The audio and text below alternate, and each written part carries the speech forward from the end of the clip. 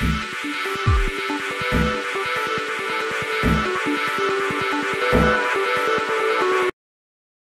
Worcester City Art Gallery and Museum is an art gallery and local museum in Worcester, the county town of Worcestershire, England.